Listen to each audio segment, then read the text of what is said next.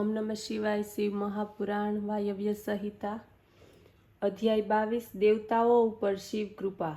એ પછી વીરભદ્રના સંકેતથી સર્વ દેવતાઓને બાંધવામાં આવ્યા। એ દેવતાઓને દુઃખમાં પડેલા જોઈને બ્રહ્માએ વીરભદ્રને પ્રાર્થના કરી, હે વીરભદ્ર, આપ આ દેવતાઓના અપરાધને ક્ષમા કરો। દેવતાઓ પોતાના કર્મોના ફળ ભોગવી રહ્યા છે। બ્રહ્માની વાત સાંભળીને વીરભદ્ર શાંત થયા।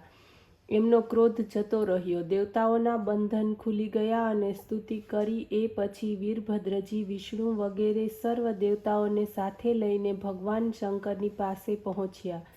એમને આવેલા જોઈને સદાશિવ મંદ મંદ હસવા લાગ્યા અને બોલ્યા, હે દેવતાઓ, હવે તમે ભયભીત ન થશો। તમે મારા જ સંતાન છો। હું તમારા હિતને માટે જ તમને શિક્ષા કરું છું, ક્રોધને લીધે નહીં। વાયુદેવ બોલ્યા, હે ઋષિઓ, આ રીતે શિવના પ્રેમપૂર્વક વચનો સાંભળીને સર્વ દેવતા પ્રસન્ન થયા। હાથ જોડીને સદાશિવની સ્તુતિ કરવા લાગ્યા।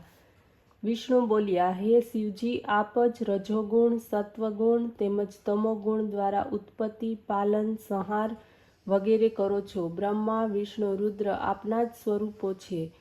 આ સર્વની અંદર તેમજ બહાર રહેનારા સરાચરના સ્વામી, વિદ્યાઓના ભંડાર, અભિમાનીઓના મદને ચૂર્ણ કરનાર અને સર્વ ઉપર કૃપા કરનારા છો। અમે લોકો આપને શરણે આવ્યા છીએ। અમારા અપરાધને ક્ષમા કરો। બ્રહ્માએ કહ્યું, હે દેવાધિદેવ, આપ દુઃખીના દુઃખને દૂર કરનારા છો। આ દુઃખી દેવતાઓને સુખી કરો। ઘણા દેવતાઓના શરીર યુદ્ધમાં છિન્ન ભિન્ન થઈ ચૂક્યા છે।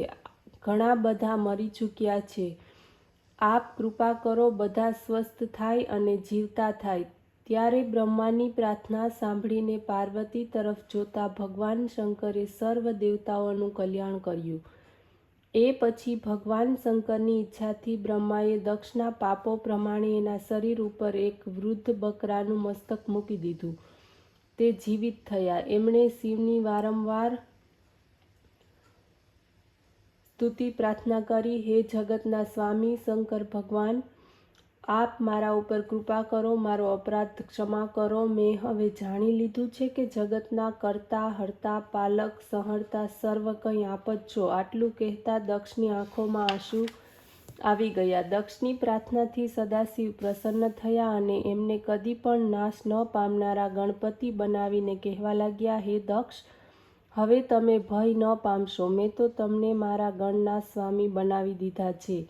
જે કંઈ તમારે સહન કરવું પડ્યું છે તે તમારા કર્મોનું ફળ છે। જ્યાં સુધી કર્મનું ફળ વ્યક્તિ સંપૂર્ણપણે મેળવી લેતો નથી, ત્યાં સુધી તેની મુક્તિ થતી નથી। હવે તમે કર્મોના ફળને ભોગવી ચૂક્યા છો।